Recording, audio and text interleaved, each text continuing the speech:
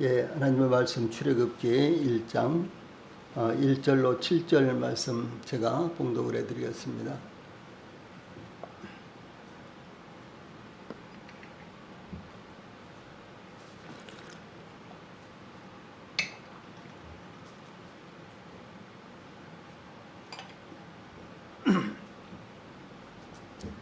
예, 하나님의 말씀 출애굽기 1장 1절로 7절 말씀입니다. 제가 봉독을 해드리겠습니다. 야곱과 함께 각각 자기 가족을 데리고 애굽에 이른 이스라엘 아들들의 이름은 이러하니 루벤과 시므온과 레위와 유다와 이사갈과 스불론과 베냐민과 단과 납달리와 갓과 아셀이요 야곱의 허리에서 나온 사람이 모두 70이요 요셉은 애굽에 있었더라. 요셉과 그의 모든 형제와 그 시대의 사람은 다 죽었고 이스라엘 자손은 생육하고 불어나 번성하고 매우 강하여 온 땅에 가득하게 되었더라. 아멘. 제가 1절부터 7절 말씀까지를 봉독을 해드렸는데 오늘 저녁에도 여전히 출애굽기 강해에서 서론적인 부분들을 말씀을 해드리겠습니다. 그래서 오늘 본문으로 읽은 오늘 성경 말씀 읽은 말씀은 오늘 저녁에 제가 전해드릴 말씀과 직접적으로 별 관계가 없습니다.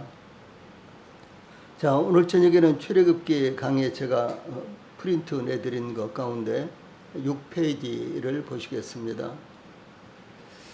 여기 6페이지에 출애굽기와 그리스도 그랬죠. 출애굽기에서는 예수 그리스도를 어떻게 나타내고 있는가 그런 말씀이죠. 다시 말해서 출애굽기에 기록된 이와 같은 다양한 이제 사건들과 그리고 또 뭐 기구들이라든가 뭐 이런 모든 것들 또 인물들 이런 것들은 예수 그리스도를 어떻게 나타내고 있는가 이런 말씀입니다. 사실은 성경 전체에서 핵심적인 것은 바로 예수 그리스도를 어떻게 나타내고 있는가 하는 것입니다. 창세기에서부터 요한계시록까지 모두가 다 이 주제가 바로 예수님이시죠. 그 예수님을 어떻게 증거하고 있는가. 그래서 창세기에서부터 시작해서 요한계시록까지 아주 다양하게 그 책의 성격에 따라서 예수 그리스도를 아주 다양하게 증거하고 있다라고 하는 것입니다. 사실 사복음서 마태마가 누가 요한복음 이것은 거의 비슷한 내용도 많이 중복되어 있습니다. 그러면서도 예수 그리스도를 여러 가지 측면에서 나타내고 있죠. 그래서 예를 들어서 마태복음은 예수님을 유대인의 왕으로 이렇게 나타내고 요한복음은 요한복음은 예수님을 하늘로부터 온 그 하나님의 아들 이렇게 나타내고 있습니다. 그래서 이제 이와 같이 각각 이제 사복음서가 있지만 사복음서가 각각 그 성격대로 예수님을 그 어떤 다른 각각 이제 좀 차별 있게 이렇게 나타내고 표현하고 있듯이 창세기 전체가 66권이죠. 마태복음부터 창세기부터 요한계시록까지. 그런데 이 성경 전체가 다 바로 예수 그리스도를 나타내고 있는 것입니다. 그 중에서 출애굽기는 특히 예수 그리스도를 다양하게 잘 표현하고 있다 이렇게 볼 수가 있습니다. 그래서 출애굽기는 특히 영적인 의미를 많이 담고 있는 책입니다. 유월절 사건, 만나, 반석에서 터져나온 생수, 성막 등, 중이 아니라 등이네요, 등. 성막 등 구속사적으로 중대한 사건들이 많이 포함되어 있습니다. 그래서 이와 같은 사건들이 실제의 사건이면서 또한 이와 같은 사건들이요, 이제 영적인 이와 같은 의미를 담고 있다라고 하는 사실입니다. 그러므로 신약 성경에 계시된 예수 그리스도의 구속 사역을 이해하는 데 있어서 출애굽기는 아주 필수적입니다. 이스라엘의 12지파는 그리스도의 12제자, 나아가 초대교회의 12사도들을 연상시키기에 충분하지요.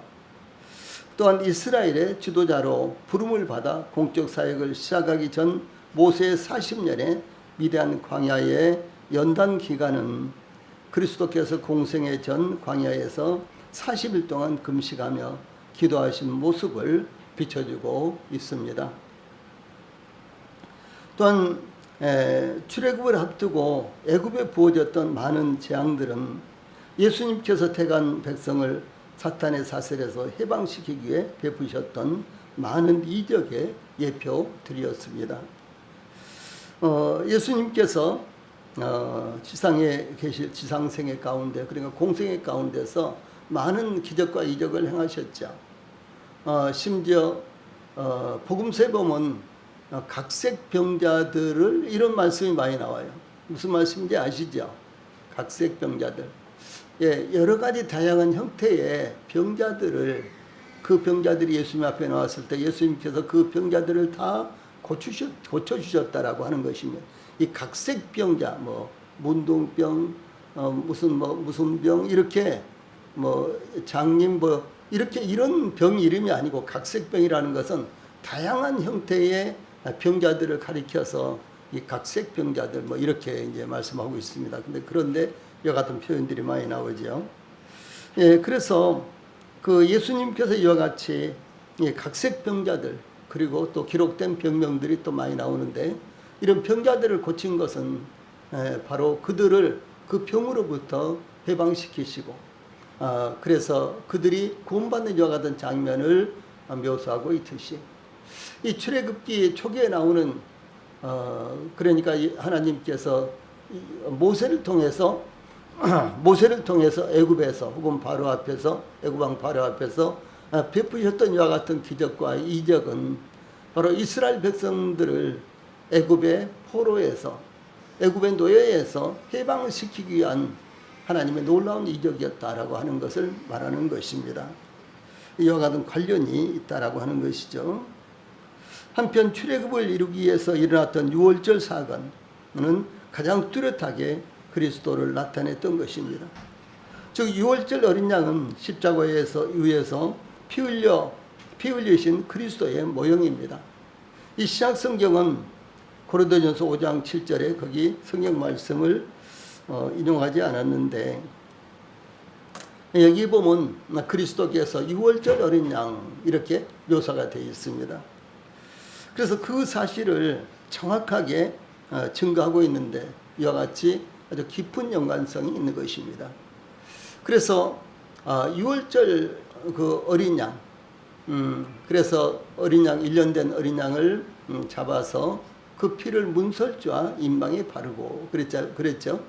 그래서 이제 그 밤에 피를 바른 그 집안에 들어가 있으면은 이제 하나님께서 이제 죽음의 천사들을, 재앙의 천사들을 애굽에 보내서 이제 모든 장자들을 죽게 하는데, 그 피를 바른 그 집은 들어가지 않고 6월 그냥 넘어갔다, 이제 그랬죠. 이것은 바로 예수 그리스도의 피를 통해서 저희들의 모든 죄를 대속함으로 저희들이 심판에서 벗어나게 된 것을 모형적으로 혹은 상징적으로 나타내고 있는 것입니다. 아주 정확한 표현이죠. 그래서 성경에서도 이것을 직접적으로 이렇게 연관시키고 있다라고 하는 것입니다. 예, 그런 의미에서 유월절 식사는 그리스도의 성만찬을 암시하는 구약의 사건으로 이렇게 보입니다. 그래서 주 예수님께서 십자가에 못 박혀 죽으시기 전에 이제 제자들과 함께 성찬식을 나누시면서, 이 떡은 너희를 위한 내 몸이니 이 잔은 너희를 위한 언약의 피다, 이렇게 이제 말씀을 하셨죠. 마찬가지로 바로 유월절 그 밤에 이스라엘 백성들이 이제 어린 양의 고기를 이제 불에 구워서 이렇게 먹는 이와 같은 모습, 쓴나물과 함께 먹는 이와 같은 모습은 예수님께서 제자들과 함께 나누셨던 성만찬을 상징하는 것이라고 하는 거죠. 또 출애굽 후 이스라엘이 홍해를 건넌 사건은 성도들의 침례와 관련이 됩니다. 그래서 침례는 물속에 완전히 잠기는 것이죠.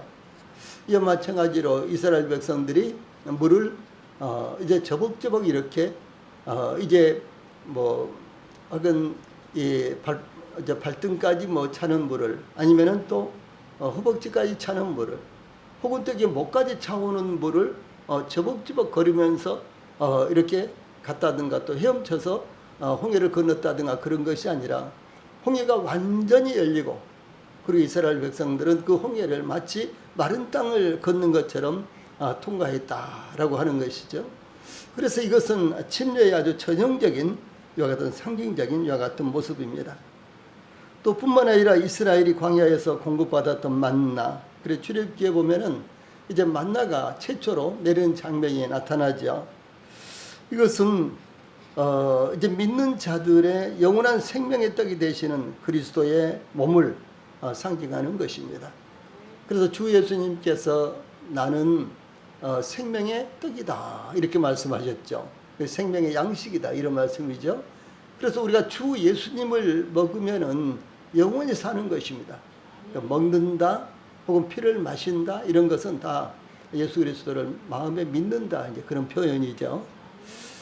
그래서 이와 같이 우리가 예수 그리스도의 몸을 먹으면은 영원히 사는 것처럼 이스라엘 백성들은 광야 생활 40년 동안 하나님께서 날마다 새벽마다 매일 새벽마다 내려주시는 만나를 먹고 살았다라고 하는 사실이죠. 또 뿐만 아니라 반석에서 쏟아져 나온 생수는 신자들의 신령한 음료가 되시는 그리스도의 보혈, 그리스도의 말씀을 각각 상징하고 있는 것입니다. 그래서 이스라엘 백성들이 목이 말라서 아우성 칠 때 하나님께서는 반석을 터뜨려서 물을 이제 쏟아나게 하셔서 이스라엘 백성들로 하여금 그 반석에서 쏟아져 나온 이와 같은 물을 마시고 그들이 살아났듯이 바로 이 반석은 예수 그리스도를 상징하는 것입니다. 그래서 예수 그리스도를 통해서 곧 예수님의 죽음을 통해서 흘러나온 이와 같은 생명의 물, 그것이 바로 이 반석에서 흘러나오는 물과 같은 것이었습니다. 또한 모세가 시내산에서 받은 율법은 우리를 그리스도께 인도하는 몽학 선생이었습니다. 이 몽학 선생 것은 이제 뭐 가정교사 이제 이렇게도 표현이 되는데, 우리를 그리스도께로 인도하는 이와 같은 몽학 선생. 그래서 율법은 우리가 아무리 잘 지키고 뭐 정확하게 숙지하고 있다고 할지라도 율법 자체가 저희들을 구원한다거나 저희들의 죄를 대속한다든가 그런 것이 아니라 이 율법을 통해서 우리가 내가 도저히 율법 앞에서는 의롭다함을 얻을 수가 없겠구나, 이것을 깨닫게 되고 바로 예수 그리스도를 필요로 하게 되는 몽학 선생 역할을 한다라고 하는 것이 바로 갈라디아에서 나타나고 있죠. 그러므로 예수 그리스도께서는 자신이 율법을 폐하러 온 것이 아니라 완전케 하러 오셨다고 말씀하셨으며, 더 나아가 십자가에서 달려 죽으심으로 율법을 완성하셨다라고 하는 사실을 주 예수님께서 말씀하십니다. 그래서 사도 바울은 로마서 10장 4절에 그리스도는 율법의 마침이 되셨다라고 하는 것이죠. 그래서 율법의 완성자. 그래서 우리가 율법 안에서는 도저히 구원받을 수 없기 때문에 율법을 이루신 예수 그리스도 안에서만 우리가 구원받을 수 있다라고 하는 사실을 말씀하고 있는 것입니다. 또한 출애굽기에 나타나는 이 대제사장의 책임, 대제사장직, 이것은 장차 오실 예수 그리스도의 사역을 예표하고 있습니다. 구약시대의 대제사장이 필요한 것은 아무라도 하나님 앞에 나갈 수 없기 때문에, 아무라도 성결되어서 하나님 앞에 설 수가 없어요. 그래서 하나님께서 특별히 제사장들을 세우시고, 또 제사장들 가운데 또 특별히 대제사장을 세우셔서 대제사장이 이스라엘 백성들을, 하나님의 백성들을 대신해서 하나님 앞에 나갔죠. 그리고 대제사장이 하나님 앞에 나갈 때는 반드시 피를 가지고 나갔는데, 그런데 1년에 한 번만, 곧 대속죄일에 1년에 한 번만 피를 가지고, 수염소의 피를 가지고 하나님 앞에 나가서 바로 속죄소 위에 뿌림으로 말미암아 이스라엘 백성들과 그리고 하나님 사이에, 하나님과 이스라엘 백성들 사이에 화해를 이룬, 화목을 이루시는 이와 같은 놀라운 모습을 나타내셨습니다. 이것은 바로 예수 그리스도께서 친히 자기 피로 모든 죄를 대속하신 것을 의미합니다. 그러므로 지금은 예수 그리스도의 피를 힘입어서 언제든지 하나님 앞에 우리가 나아갈 수 있는 자격을 얻고 또 기회가 주어졌다라고 하는 사실을 반영하고 있는 것입니다. 그래서 이 히브리서에서는 이 구약 성경에서 제시한 대제사장 직임의 모형이 예수 그리스도의 대제사장 되심으로 성취되었다는 것을 명백히 제시하고 있습니다. 또한 성막을 통해서 모든 구조 및 재료, 색상입니다. 및 배역 등 모든 것이 장차오실 그리스도의 인격과 성품과 사역과 그리스도의 도를 예표하고 있습니다. 예를 들어서 성막에 있는 이제 여러 가지 기구들이 있죠. 제일 먼저 성막에 들어가면은 번제단이 있고, 그 다음에 이제 성소에 들어가기 위해서는 물두멍을 거쳐야 되죠. 성소에 들어가면은 이제 떡상과 그리고 등대와 그리고 향단이 있습니다. 그래서 이와 같은 성소를 거치고 이제 지성소와 성소 사이를 막은 휘장을 통과하게 되면은 거기에 바로 언약궤 위에가 언약궤 뚜껑이 속죄소죠. 그래서 이제 이와 같이 언약궤가 있고 속죄소와 앞에 서게 되는 것입니다. 그런데 이 모든 기구들이 한결같이 예수 그리스도를 다양한 면에서 나타내고 있다는 사실이죠. 예를 들어서 번제단은 저희들을 위해서 십자가에서 죽음을 당하신 예수 그리스도를 나타내고 있습니다. 그런가 하면 이제 성소 앞에 있는 물두멍은 바로 예수 그리스도의 말씀을 제시하고 나타내고 있는데, 그 하나님의 말씀 혹은 예수님의 말씀을 통해서 우리는 매일매일의 죄 가운데서, 구원받은 성도들이 매일매일의 죄 가운데서 깨끗함을 받는 것이죠. 그래서 우리는 그 말씀으로 말미암아 성결하게 되고, 그 말씀으로 말미암아 우리는 이제 성장하게 되는 것입니다. 이제 그 말씀으로 우리가 깨끗함을 입었을 때 비로소 성소에 들어가서 하나님과 깊은 교제를 나눌 수가 있게 된다는 것이죠. 그래서 이런 모든 이제 기구들, 그 다음에 또 뿐만 아니라 이 성막의 다양한 색깔들, 그리고 사용된 여러 가지 재료들, 이런 모든 것들이 한결같이 예수 그리스도를 다양하게 나타내고 있습니다. 만약에 주님께서 이제 합당하게 인도하신다면은 이 출애굽기를 강의하는 동안 25장부터 이제 성막이 나오죠. 그리고 32장부터 34장까지가 이제 삽입장인데, 바로 모세가 시내산에 올라갔다가 내려왔을 때 이스라엘 백성들이 우상을 숭배하죠. 그 사건이 32장부터 34장까지에 나타납니다. 그리고 다시 또 40장까지 성막이 건축이 되고 그리고 세워지는 이와 같은 이제 역사가 나타나는데, 만약 주님이 허락하신다면은 제가 한 20-30년 전에 그 성막에 관해서 써놓은 책이 있어요. 출판은 물론 하지 않았습니다. 그 B5 용기로, 이것이 이제 B5 용기입니다.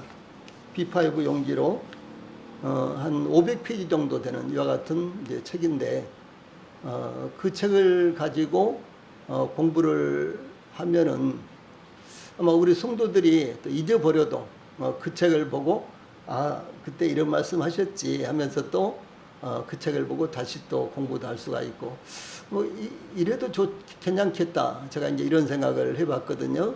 만약에 주님이 인도하시면은 그렇게 하도록 하겠습니다.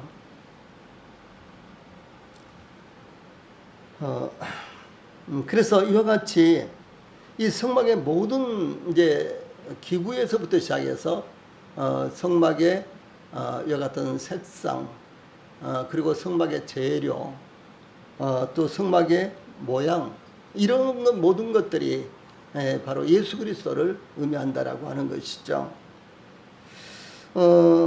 이 성막이 이제 이야기가 나왔는데, 성막은 제일 이제 밖에 이제 울타리가 있습니다. 하얀 천으로 된 이제 세마포 울타리가 있는데, 그 울타리는 정확하게 울타리 밖은 세상을 의미하고, 그리고 울타리 안에는 바로 그리스도 안에 있는 것을 상징적으로 나타내는 것이죠. 이제 두 번째 단계가 성소입니다. 그 성소에는 바로 하나님과 교제하는 여 같은 장소요. 이제 그 다음에 제일 마지막 공간이 지성소인데, 바로 지성소는 하나님께서 좌정하시는 이와 같은 이제 공간입니다. 그래서 이와 같은 모든 것들이, 성막은 바로 예수 그리스도를 상징적으로 혹은 모형적으로 나타내는데, 아주 예수 그리스도의 다양한 모습을 이렇게 나타냅니다. 그래서 그리스도의 순한 피, 죽음을, 한편 그리스도의 거룩, 아름다운 성결, 부활, 영광 등을 증가하는 것입니다. 여기도 오타가 있네요. 등을 증가하는 것입니다. 네. 또한 본서의 핵심 인물인 모세는 그의 세 가지의 직분, 이 모세는 세 가지 직분을 갖고 있었어요. 첫째는 선지자직입니다. 두 번째는 제사장직이요, 7족입니다. 세 번째는 왕직입니다. 그래서 세 가지 직분에서 뿐만 아니라 구원자요, 입법자요, 중재자라는 측면에서도 오실 메시아 그리스도의 전형적인 모형적 인물이 된다라고 하는 것이죠. 이 모세는 선지자였습니다. 그래서 하나님의 말씀을 받아서 백성들에게 전파하는 이와 같은 역할을 했고, 그 다음에 제사장직을 갖고 있었습니다. 그래서 모세는 백성들을 대신해서 하나님 앞에 나아갔고, 그 다음에 왕직입니다. 그래서 40년 동안 이스라엘 백성들을 모세는 인도를 했습니다. 그런데 이와 같이 바로 예수 그리스도는 세 가지 직분을 갖고 계셨죠. 선자직과 제사장직과 왕직, 이렇게 세 가지 직분을 가지고 세상에 오셨습니다. 다음에 이스라엘의 애굽 체류 기간이 있는데, 이스라엘 백성들이 애굽에서 얼마 동안 있었는가라고 하는 것이죠. 우리 성도님들 성경에서는 애굽이라고 나와 있죠. 애굽. 그렇죠. 애굽. 그런데 일반적으로 애굽은 어디입니까? 이집트지요. 이집트. 근데 이집트가 맞는 거예요? 애굽이 맞는 거예요?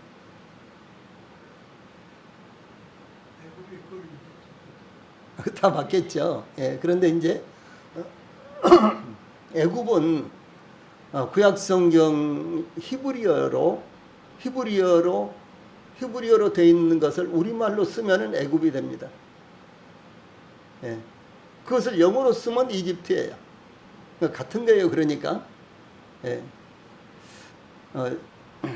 지난 시간에도 제가 이제 그런 말씀을 해드렸는데, 그래서 그 애굽하고 이집트는 같은 말입니다. 그래서 일단은 성경에서 애굽이라고 되어 있기 때문에 우리가 이제 애굽이라고 그렇게 많이 사용하는데, 애굽 그러면 이제 일반인들은 잘 모르죠.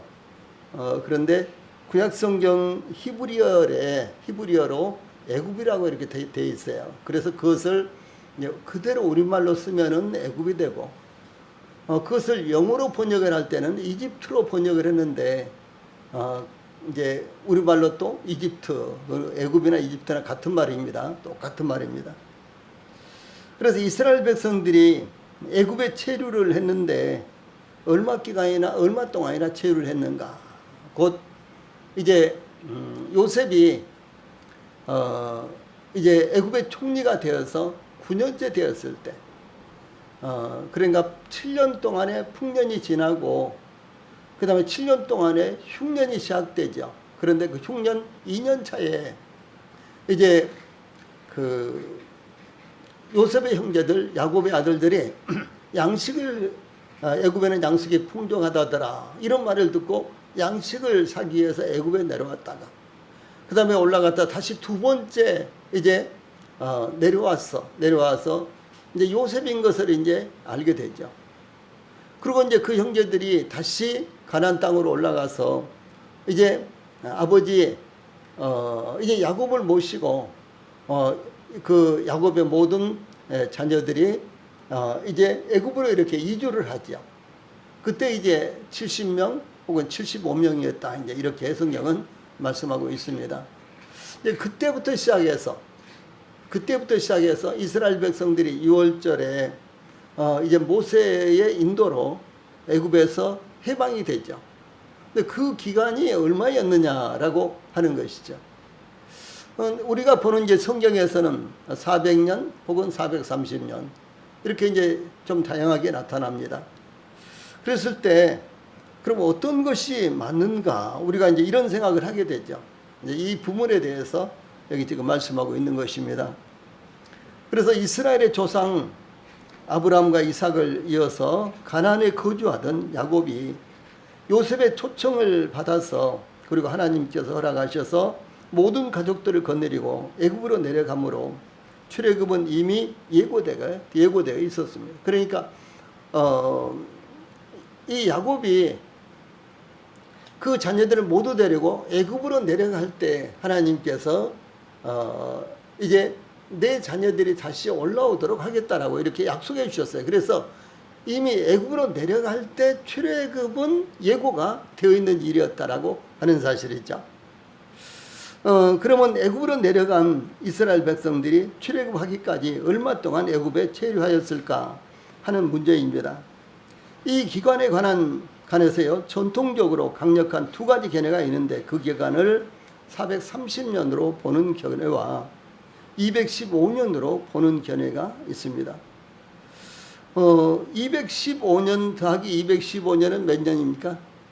430년이죠. 그러니까 이건 엄청난 차이가 있는 거죠. 그래서 430년으로 이렇게 보는 견해, 또 215년으로 보는 견해, 이렇게 두 가지 견해가 있는데 215년 체류설을, 그러니까 215년 동안 이제 야곱과 그의 모든 가족들, 이스라엘 백성들이 애굽에 머물렀던 기간은 215년이다라고 이렇게 주장하는 것은 이 70인역을 증거로 제시를 하고 있는 것입니다.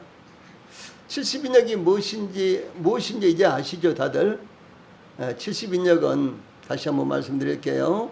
70인역은 이스라엘 백성들이 바벨론의 멸망을 당하고, 이제 그 전에 제일 먼저는 아수리의 멸망을 당하고 그 다음에 바벨론의 멸망을 당하고 그렇게 하죠. 이제 그래서 이제 그 이후에 바벨론의 멸망한 후에 70년 만에 다시 이제 가나안 땅으로, 이제 약속의 땅으로 돌아오게 되는데, 이 돌아온 다음에도 많은 시련들이 있었어요. 특별히 이제 이 헬라 왕 이제 바사를 이어서 이제 그다음에 헬라를 이어서 이제 로마, 이렇게 이제 이런 나라들이 이스라엘을 지배하게 되는데, 그런 지배 가운데 그 폭정을 이기지 못하고 많은 이스라엘 백성들이 이제 그 유대인들이요 가나안 땅을 탈출하게 됩니다. 그래서 제일 첫 번째로는 느부갓네살 왕이 그 예루살렘을 공격할 때가 586년이었는데 그때 많은 이 많은 유대인들이 가나안 땅에서 탈출을 해서 저 애굽으로 내려가게 돼요. 그리고 이제 그 다음에도 이렇게 그다음 귀환 후에도 또 이와 같은 강대국들에게 계속해서 이제 압제를 받고 있었기 때문에 제일 먼저 바사에, 그 다음에 두 번째로는 헬라에, 그다음 세 번째로는 로마에 이렇게 압제를 받고 있었기 때문에 이런 압제 때 계속해서 이스라엘 백성들이 이제 애굽을 탈출해서 가나안 땅을 탈출해서 애굽으로 내려가게 됩니다. 그래서 어디에 가서 그들이 대체적으로 머물게 되는 거는 이집트에, 그러니까 애굽의 지중해 쪽에 알렉산드리아라는 아주 고대 도시가 있어요. 아주 오래된 고대 도시 알렉산드리아라는 도시가 있습니다. 지금도 있어요. 그 도시는 알렉산드리아라는 도시가 있었습니다. 그런데 그 알렉산드리아라는 도시에 집중적으로 그 유대인들이 가서 살게 됐어요. 그런데 그 수가 얼마나 많았는 거는 대략 한 3세기, BC 3세기, 그러니까 기원전 3세기 경에는 약 100만 명 이상이나 됐어요. 근데 이 100만 명 이상이나 되는 이 유대인들이 하나님에 대한 갈증이 있는 거예요. 그리고 하나님 말씀에 대한 갈증이 있었습니다. 그런데 그들은 히브리어를 다 잊어버리고 알 수가 없었어요. 그래서 이제 히브리어에 정통한 학자들 70명이, 히브리어에 정통한 70명의 학자들이 이제 구약성경 히브리어를 헬라어로 번역을 합니다. 왜냐하면 그 당시에는 세계 공용어가 헬라어였으니까요. 그래서 그 알렉산드리아에 살고 있었던 유대인들도 헬라어를 썼어요. 그래서 그 알렉산드리아에 살고 있는 유대인들이 읽을 수 있도록 구약성경을 번역을 하는데 그래서 히브리어를 헬라어로 번역을 했어요. 그런데 그것이 바로 그 번역 성경이 바로 70명의 학자들이 번역을 했다 그래서 70인역이라고 이렇게 말합니다. 70인역. 그래서 이제 다 잊어버려도 70인역은 구약성경 히브리어를 헬라어로 번역한 성경책이다 이렇게 보시면 돼요. 그래서 그것이 언제 번역이 되는 거는 BC약 200년에서 BC약 250년 사이, 그때 이제 번역된 것으로 정확한 연대는 없어요. 추정을 합니다. 그런데 그 성경에 이스라엘 자손이 애굽 땅과 가나안 땅에 거주한 지 430년이라고 이렇게 기록되어 있습니다. 그러므로 이스라엘 백성이 가나안 땅에 거주한 215년을 빼면 그들이 애굽 땅에 체류한 기간이 215년이 된다라고 하는 것이죠. 그래서 이 가나안 땅의 체류 기간을 215년으로 산정한 근거는 아브라함이 75세 때 가나안 땅으로 이주했고 또 100세 때 이삭을 낳았으므로 그는 가나안 땅에 거주한 지 25년 만에 이삭을 낳은 것입니다. 이삭은 60세에 야곱을 낳았고요. 야곱은 130세에 애굽으로 내려가 바로 앞에 섰으므로 이 모든 기간을 합하면은 25 플러스 60년 플러스 130년 이렇게 하면요, 이스라엘 백성들이, 그러니까 아브라함이 가나안 땅으로 이주하고 야곱이 가나안 땅에서 떠날 때까지의 기간이 총 215년이 된다라고 하는 것이죠. 그래서 이것이 여기에서 215년이라는 숫자가 나온 것입니다. 그러므로 이제 그 기간이 215년이라는 거죠. 그리고 70인역의 권위를 받아들이는 경우에, 그래서 이것을 이제 이 숫자를요, 거주한 지 430년이다 그랬으니까 430년에서 215년을 빼면 215년이 되죠. 그래서 이스라엘 백성들이 아브라함이 가나안 땅에 와서 이주해서 이제 야곱이 가나안 땅을 떠나기까지가 215년. 그리고 야곱이 이제 애굽에 도착해서 출애굽까지가 또 215년. 그래서 이 430년은 아브라함이 가나안 땅에 도착했을 때부터 시작해서 이스라엘 백성들이 애굽에서 출발할 때까지 전체 기간이다라고 이렇게 보고 215년이라고 이렇게 이야기를 하는 것입니다. 그런데 이 마수라 사본이라는 성경은 있는데요. 이 성경은 여기 어디 있는지 모르겠네요. 이 마수라 사본은 히브리어 성경, 구약 성경이 이제 히브리어 성경이죠. 히브리어로 된 구약 성경을 세월이 자꾸 가니까 이스라엘 백성들이 읽을 수가 없어요. 히브리어를 아는 사람들조차 읽기가 아주 어려웠어요. 왜? 히브리어는 자음만 있으니까, 모음이 없으니까요. 근데 기억을 어떻게 읽겠어요? 기억을. 예, 기억을 뭐 그렇게도 읽겠지만은 그런데 기억이 간지요, 건지 이건 모르잖아요. 기억만 있으니까요. 그래서 거기다가 몸을 붙이는 것입니다. 그래서 가 옆에 오른쪽에다가 점을 하나 찍으면은 가가 되고 이런 식으로요. 그래서 이제 원래 모음은 이제 어떻게 붙였는 거는 기억 밑에다가 점을 하나, 둘, 세 개 이렇게 삼각으로 찍는 거예요. 그러면은 점을 하나, 둘, 세 개를 이렇게 찍어 놓으면은 이것은 가라고 읽는 거예요. 이런 식으로 이제 모음을 붙여 놓은 것이, 그러니까 히브리어 구약 성경에다가 모음이 없는 히브리어 구약 성경에다가 모음을 붙여 놓은 것이 마소라 성경 혹은 마소라 사본 이렇게 말하는 것입니다. 근데 이 마소라 사본은 언제 그럼 만들어졌느냐? 서기 800년에서 1000년 사이에 만들어졌어요. 그래서 이스라엘 백성들이 오랫동안 거의 대체적으로 성경을 읽지 못한 여 같은 이제 어려움을 막기 위해서 모음을 만들어서 찍은 여 같은 성경이 마소라 사본인데, 그런데 그 마소라 사본은 AD, 그러니까 서기 800년에서 1000년 사이에 만들어졌다라고 하는 것이죠. 그런데 거기에 출애굽기 12장 40절을 이스라엘 자손이 애굽에 거주한 지 430년이라 이렇게 밝히고 있는 거예요. 예.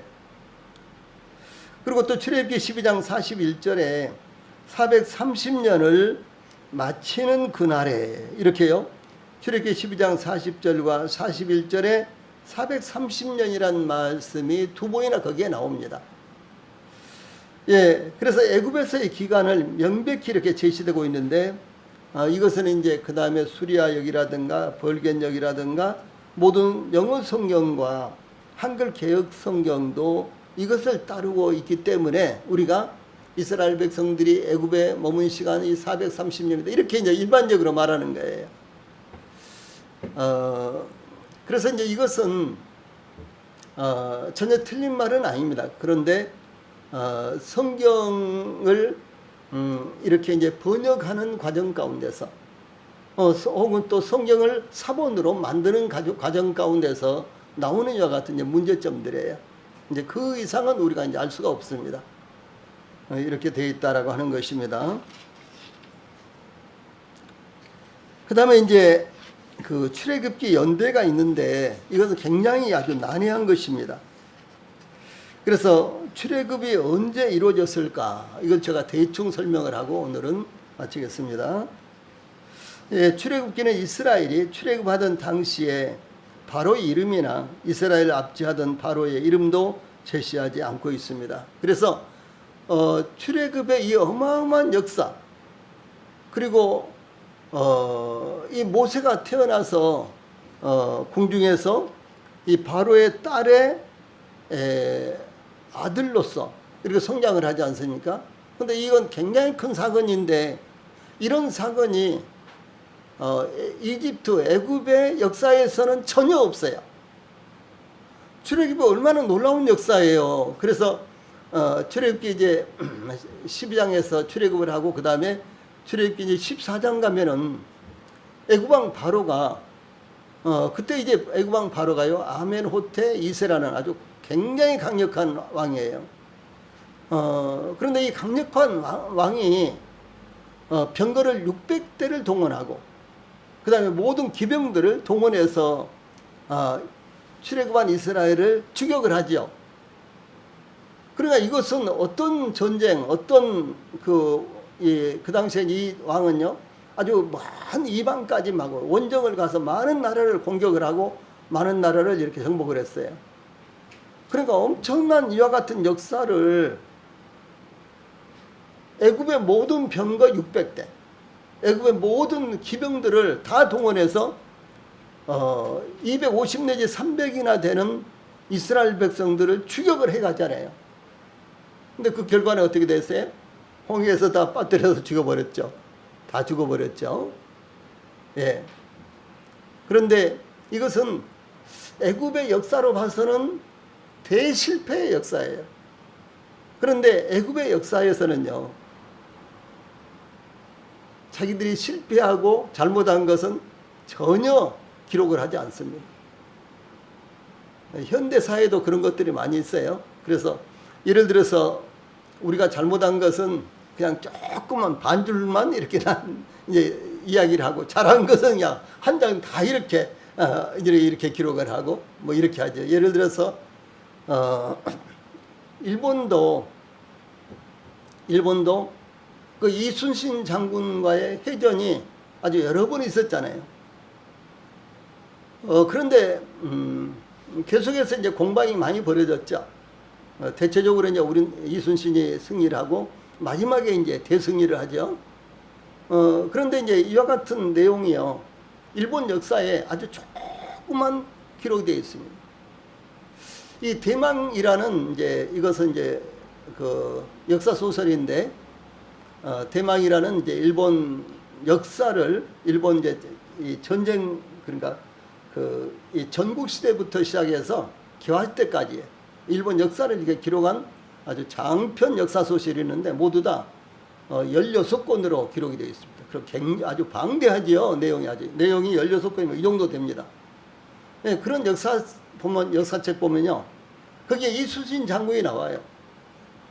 예, 그런데 아주 짤막하게 나오고 맙니다. 예. 그 이순신 장군의 그 역사, 그래서 일본 일본과의 해전을 한 그것은 일본 역사에서도 굉장히 중요한 사건이었어요. 그런데 그 사건을 일본 사람들은요, 그걸 아예 기록하지 않을 수가 없으니까 아주 짧게 몇 줄 언급하고 맙니다. 그래서 제가 그 대망이라는 책을 읽을 때 아주 신기해가지고 그 부분을 또 읽고 이제 그랬던 기억이 있어요. 제가 아주 그때 20대 초기에 읽었던가 아무튼 그랬는데, 그런 일이 있었습니다. 그래서 이제 이 출애굽의 역사, 그것은 이집트 사람들이 볼 때는요, 아주 불명예의 역사예요. 그래서 아예 그들의 역사 가운데 한 줄도 써놓지 않았습니다.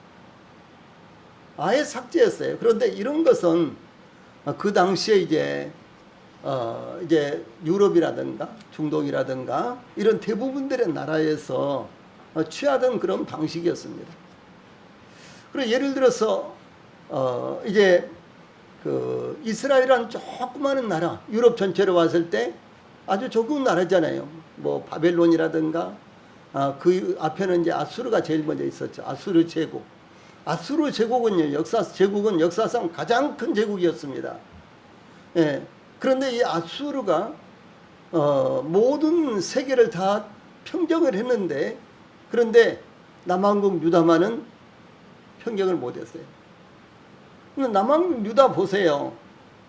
이스라엘 전체가 강원도 정도밖에 안 돼요. 그럼 남왕국 유다는 어떻게 되겠습니까? 강원도의 3분의 1 정도밖에 안 되는 거예요. 왜냐하면 북왕국은 10개 지파고 남왕국은 2개 지파밖에 안 되잖아요. 그러니까 남왕국 유다는 지금 이스라엘 땅의 3분의 1밖에 안 됩니다. 아주 적은 땅이에요. 그런데 그 땅을 대제국인 아수르 제국, 이 세상 역사에서는 아시리아 그러죠. 이 아시리아, 그 아수르 제국이 18만 명을 동원해서 군사를 이끌고 오기도 하고 막 이렇게 했는데요. 그런데도 이기지를 못했어요. 그리고 패망해버린 거예요. 바벨론에 패망해버려요. 근데 그런 역사에, 이거 유다의 역사가요, 거의 나타나지 않습니다. 그 기록하지 않는 거예요. 그 다음에 바벨론도 그렇고요. 이렇게 해서 그 다음에 바벨론 이후에 이제 바사라든가 헬라라든가 이런 나라들도 여러 번 이스라엘을 지배도 했지만 이스라엘과 전쟁을 하다가 참패를 당한 여 같은 사건들도 있었는데요. 이제 그럴 때 그 관련된 왕들 이름까지도 그들의 역사에서 기록하지 않았다든가, 그리고 그들에게 있어서 이 부정적인 것은 전혀 기록을 하지 않았다든가, 그런 경우들이 많이 있다는 것이죠. 그래서 이 출애굽이 역사예요. 히스토리입니다. 그런데도 불구하고 이집트 역사에서는, 애굽의 역사에서는요, 이것이 전혀 나타나지 않고 삭제되어 있다라고 하는 사실이죠. 그래서 이제 그런 모습을 보면서 이제 어떤 이제 학자들은 출애굽은 그냥 전설을 기록한 것이지, 그리고 어떤 담론, 이야기로 이렇게 전해져 온 것을 기록한 것이지, 실제의 역사는 아니다. 뭐 이렇게도 이제 주장을 하는데 아닙니다. 실제의 역사예요. 그리고 지금은 이제 세상이 굉장히 이제 발달하고 발전했잖아요. 그래서 구호학적으로 많은 증거들이 나오고 있습니다. 실제였다는 사실. 예. 그래서 이제 여기 나온 대로요. 출애굽기는 이스라엘이 출애굽하던 당시에 바로의 이름이나 이스라엘을 압제하던 바로의 이름도 제시를 하지 않습니다. 그런데 출애굽기에서도 그냥 바로하고 바로 지난번에 이제 이 말씀을 드렸죠. 그런데 이 바로라는 것은 이제 왕의 충어거든요. 그런데 이제 구체적으로 그 왕이 누구인지 이제 이런 것이 전혀 언급되고 있지 않다는 거죠. 이 성경은 아브라함 시대에 언급된 애굽왕 바로로부터 시작해서 창세기 12장 15절에 나오죠. 그 다음에 요셉 시대의 바로와 또 그 다음에 히브리서 11장 24절에서는 믿음으로 모세는 장성하여 바로의 공주의 아들이라 청함받기를 거절하고 이렇게 해서 모세와 관련된 바로까지 수많은 여러 시대의 바로들을 언급하기 때문에 정확한 연대를 추정하기가 아주 어려운 것입니다. 그래서 이제 오랜 애굽의 오랜 압제로부터 벗어난 이스라엘은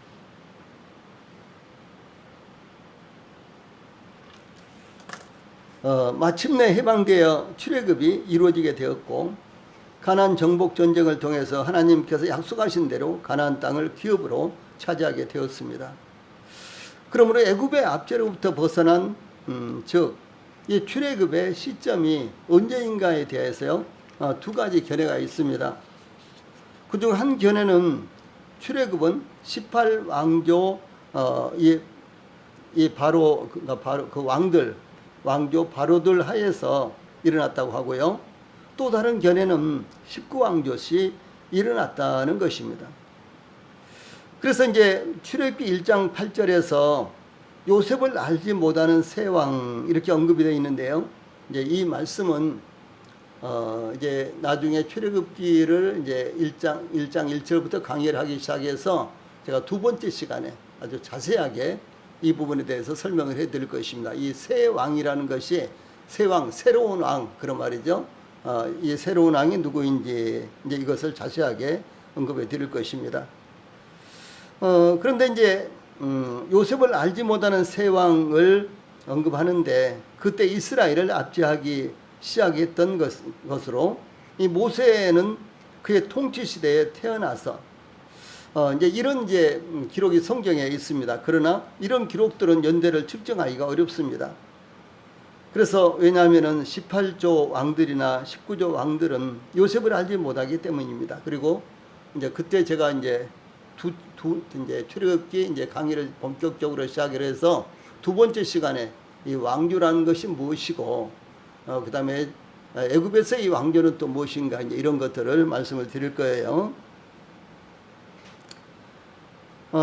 그래서 이제 그 밑에 보면 18왕조 때도 광범위한 건축 사업을 벌였던 한 왕이 있었는데 그는 오랫동안 통치하면서 애국인들에 대해서 극히 적대적이었습니다.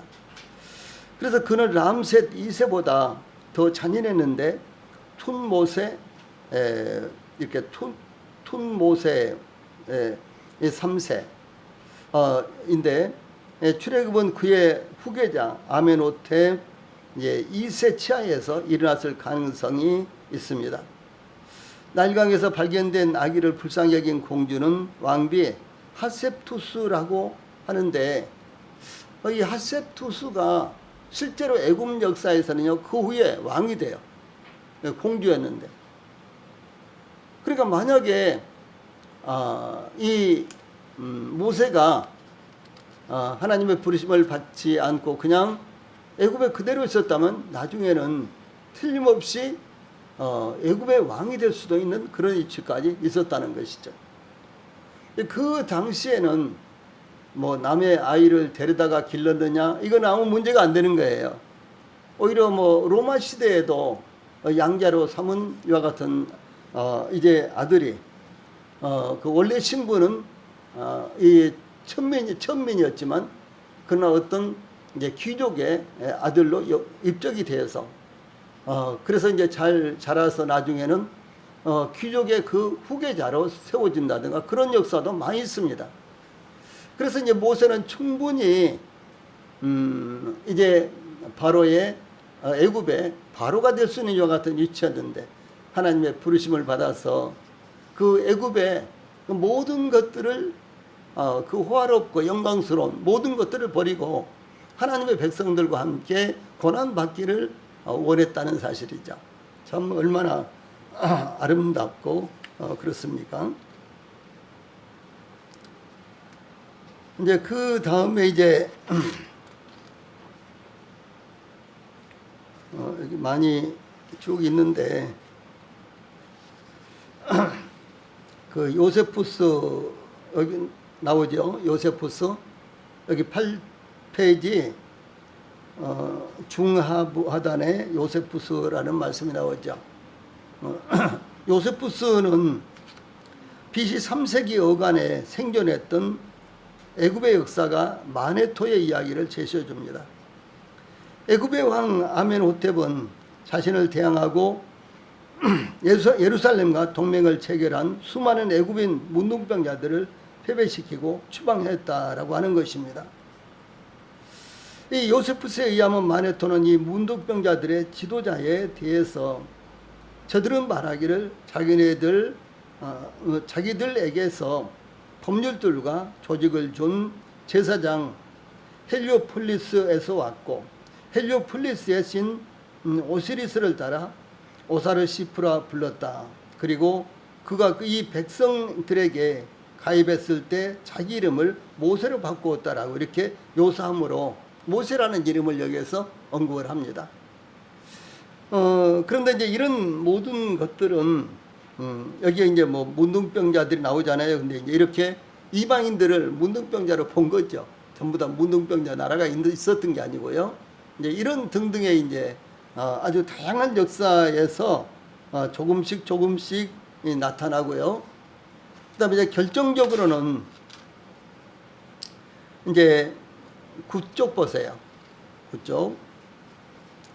열왕기상 6장 1절에 의하면 솔로몬이 성전 9쪽에 솔로몬이 성전 건축을 시작할 때를 가리켜서 이스라엘 자손이 애굽 땅에서 나온 지 480년이요. 솔로몬이 이스라엘 왕이 된 지 4년 12월 곧 둘째 달에 솔로몬이 여호와를 위하여 성전 건축하기를 시작하였더라.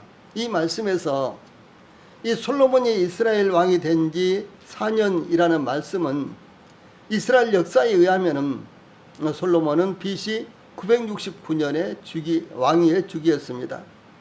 따라서 성전 건축은 966년이었는데 그 횟수에 480년을 제하면은요 이스라엘이 출애굽한 연대는 BC 1446년이 되는데 이것이 이제 정기연대설 그러니까 출애굽이 이제 아주 이런 시기에 있었다.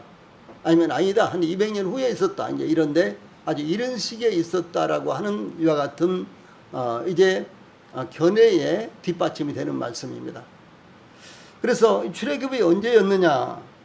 이 가장 정확하고 확실한 이와 같은 증거가 여기에 열왕기상 6장 1절에 기록이 되어 있다라고 하는 것이죠. 그래서 이것을 통해서 나온 연대가 여기 나타난 대로 BC 1446년.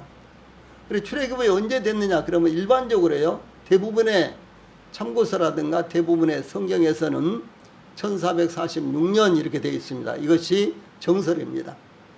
여기까지만 하겠습니다. 이제 그 다음에도 우리 성도님들이 그 10페이지까지 쭉 한번 읽어보시면 이제 많은 도움을 받을 수가 있을 것입니다.